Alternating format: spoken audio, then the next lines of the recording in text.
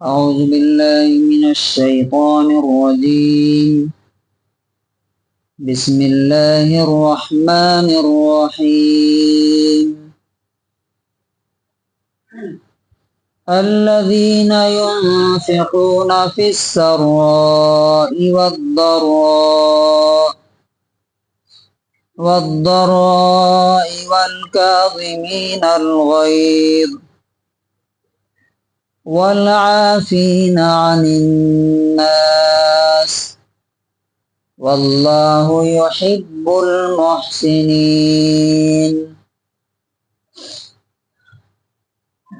جنت والوں کی صفات، جن کے لیے جنت تیار کی گئی ہے، وہ کیسے ہوتے ہیں، ان کی کوالٹیز کیا ہوتی ہیں. تو ہم نے اب تک 8 کوالٹیز دیکھے ہیں. 7 کوالٹیز. 5 سورہ بقرہ کے شروع میں اور 2 یہاں پر سورہ آل عمران آیت نمبر 134. یہاں پر جو 2 کوالٹیز بیان کی گئی ہیں، بیان ہو چکی ہیں. والکاظمین الغیظ، غصے کو کنٹرول کرنے والے. اور نمبر 2 کون سی ہے؟ والعافین عن الناس، لوگوں کو معاف کرنے والے. دیکھیے، معافی میں 3 چیزیں ایکسیپشنل ہیں.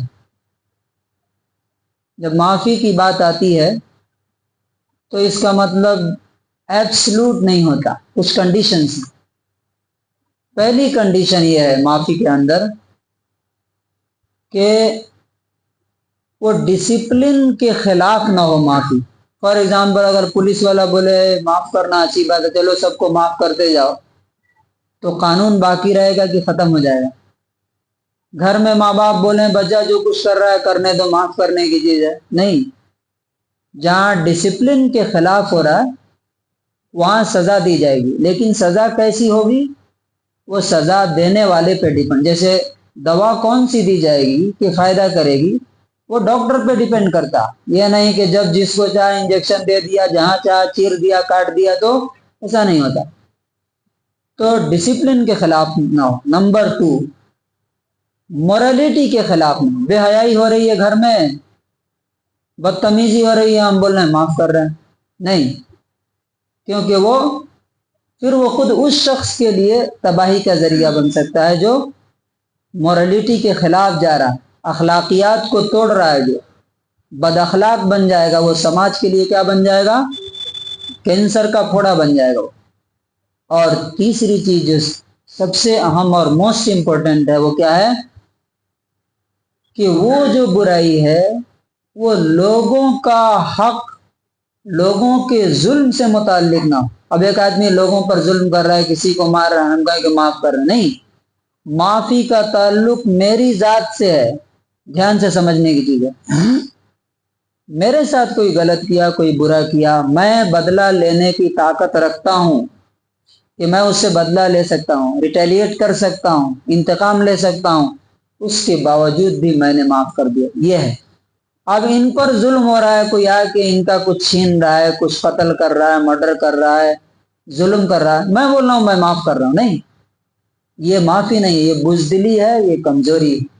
نبی صلی اللہ علیہ وسلم کے بارے میں آپ دیکھیں، مکہ فتح ہوا، یہ ظلم کا بدلہ تھا. آپ کو معلوم ہے مشرکوں نے ایک مشرک قبیلے پر، حالانکہ وہ کافروں کا معاملہ تھا، لیکن انہوں نے ظلم کیا تھا ان پر کہ ان کو آ کر کے انہوں نے رات کے اندھیروں میں قتل کیا. یہاں تک کہ انہوں نے کعبے کے پردے جا کے پکڑ لیے، تب بھی ان کو مارا مکے والوں نے.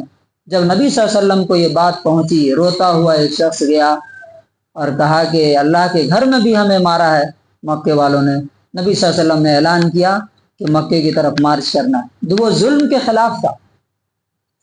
تو یہ 3 باتیں ہمیں یاد رہنی چاہیے. اب جو معافی کے سلسلے میں اب جو 8ویں کوالٹی ہے، واللہ یحب المحسنین، اللہ تعالیٰ احسان کرنے والوں سے محبت کرتا ہے۔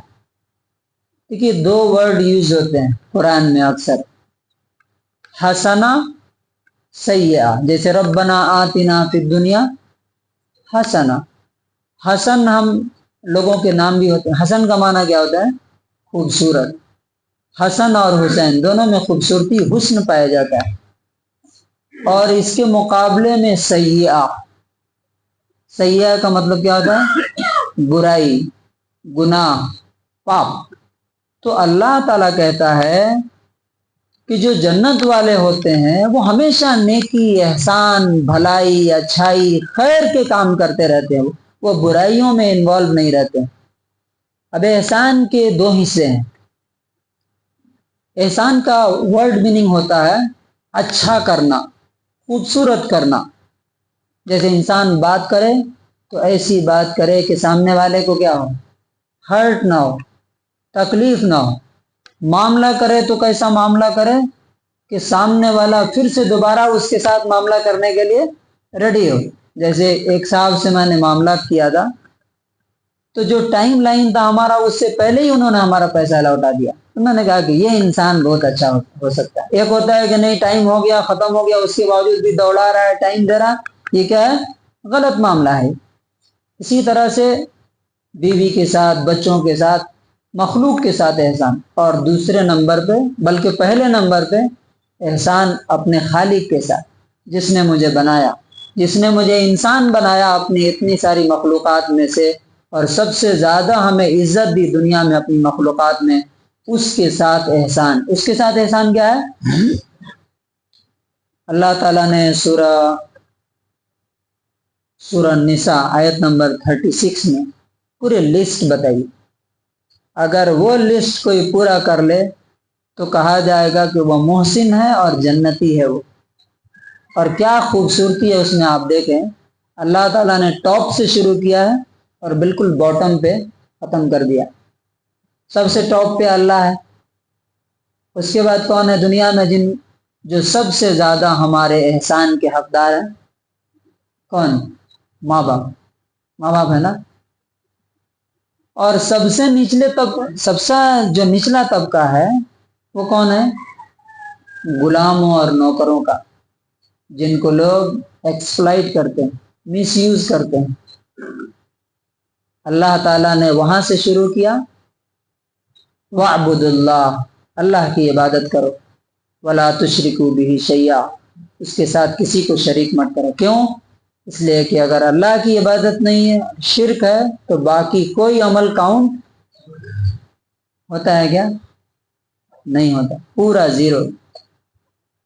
اس کے بعد دیکھیے وَبِالْوَالِدَيْنِ إِحْسَانًا، ماں باپ کے ساتھ، یہی وہ یحب المحسنین، ماں باپ کے ساتھ احسان کرو۔ احسان کا مطلب کیا؟ ان کے ساتھ ایسا سلوک، ایسا بیہیو کرنا ہے جو ایکسلنٹ لیول پر ہو، اس سے کم نہیں ہونے دیں۔ اس کے بعد وَبِذِي الْقُرْبَى، رشتہ داروں کے ساتھ، وَالْيَتَامَى، دیکھیے کیا خوبصورت ترتیب ہے، سیکوینس ہے۔ ماں باپ، اس کے بعد رشتہ دار، اور اس کے بعد اللہ تعالیٰ کس کا ذکر کر رہا ہے؟ وَالْيَتَامَى، یتیم جن کو کوئی پوچھنے والا نہیں۔ میں بولتا ہوں کہ اگر دیکھنا ہے کہ یہ اللہ کی کتاب نہیں ہے، یہ ایک آیت کافی ہے اس کے لیے۔ دنیا میں جتنے چیریٹی کے، جتنے ویلفیئر کے کام، جتنی تقریریں ہوتی ہیں، سب پر یہ ایک آیت ہے بھاری۔ بالوالدین احسانا، والدین کے ساتھ احسان۔ کیوں؟ جو ماں باپ ہے وہی سمجھ سکتا ہے کہ اللہ تعالیٰ نے یہ بات پہلے کیوں بتائی۔ ماں باپ کیا قربانیاں دیتے ہیں بچوں کو، اور جب بچہ پلٹ کے جواب دیتا ہے تو کتنی تکلیف ہوتی ہے۔ اس کا احساس اس وقت ہوتا ہے جب وہ خود باپ بنتا ہے۔ تو ماں باپ کے ساتھ احسان، رشتہ داروں کے ساتھ احسان، والیتاما، یتیموں کے ساتھ، والجار ذی القربى، والمساکین، غریبوں کے ساتھ جن کو کوئی پوچھنے والا نہیں، یتیم اور غریب۔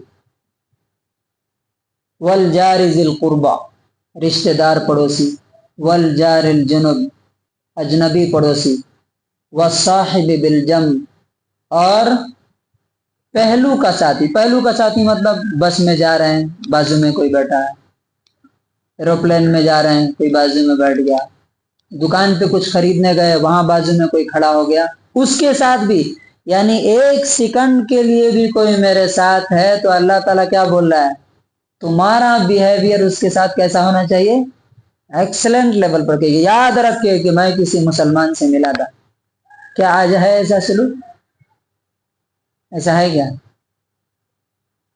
اور یاد تو رکھتے ہیں کہ میں کسی مسلمان سے ملا تھا، لیکن کیسا یاد رکھتے ہیں وہ معلوم ہے۔ تو وصاحب بالجنب 6، وابن السبیل، مسافر کہیں سے آ رہا ہے، کھانا نہیں ہے، پانی نہیں ہے، پیسہ نہیں ہے، اسے دینا، وابن السبیل۔ اور لاسٹ میں کیا فرمایا، وما ملکت ایمانکم، اپنے غلاموں اور نوکروں کے ساتھ بھی تم احسان کرو۔ جو ورڈ ماں باپ کے لیے یوز کیا ہے وہی کس کے لیے یوز کیا، غلاموں اور نوکروں کے ساتھ، جو تمہارے انڈر میں کام کرتے۔ یہ صرف اور صرف وہی کہہ سکتا ہے جو کریٹر ہو، جو خالق ہو، دوسرا کوئی یہ بات نہیں بول سکتا۔ تو اللہ نے اوپر سے شروع کیا کریٹر سے، اور سوسائٹی سماج کے انسان کے سب سے باٹم، سب سے نچلے پہ لا کے ختم کر دیا۔ اور اللہ تعالیٰ نے بعد میں کیا فرمایا، ان اللہ لا يحب من کان مختالا فخورا، یہ کون کرے گا ان کے ساتھ احسان؟